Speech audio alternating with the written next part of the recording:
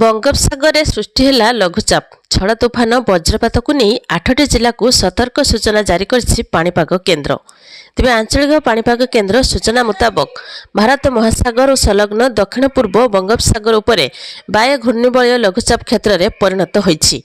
एहारी प्रभाव में एक लघुचाप क्षेत्र सृष्टि होबार संभावना रही। यह पश्चिम उत्तर पश्चिम दिग को गति करी सृष्टि हेबो।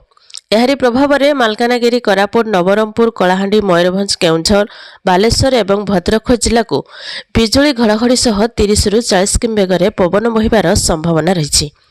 तेणु यह जिला को पाणीपाग केन्द्र पक्षरु येलो वार्निंग जारी होइछि। सेहीपरि मयूरभंज जाजपुर एवं कटक जिला को बिजुली घड़घड़ी सहित 30 रु 40 किमी बेगर पवन हेबो। तो यह जिला को येलो वार्निंग जारी होइछि। एहापरे राज्यर पाग सुखिला रहिबो एवं राज्यर सर्वनिम्न तापमात्रा 2 रु 3 डिग्री पर्यंत वृद्धि देखाजिबो। तेबे राज्य 2 दिन पर्यंत वर्षार संभावना रही। सतर्क रहिबाकू आंचलिक पाणीपाग केन्द्र पक्षरु कहाଯାଇଛି। दक्षिण पश्चिम बंगोपसागर सृष्टि होइथिबा लघुचाप एवं स्पष्ट चिन्हित होइछि। यह पश्चिम उत्तर पश्चिम दिगरे गति करिपारे। 15टी जिला को घड़घड़ी सहित वर्षा हेब। मालकानगिरी कोरापुट नवरंगपुर कलाहांडी नुआपड़ा गंजाम गजपति रायगड़ा आदि जिले में बिजुली घड़घड़ी सह स्वल्प वर्षा होइपारे। आसंता काली पई उपकूल एवं पश्चिम ओडिशार विभिन्न जिले में घड़घड़ी सहित स्वल्प वर्षार आशंका रही। तो यह थिला पाणीपाग खबर को नहीं गोटे छोट इनफॉरमेशन।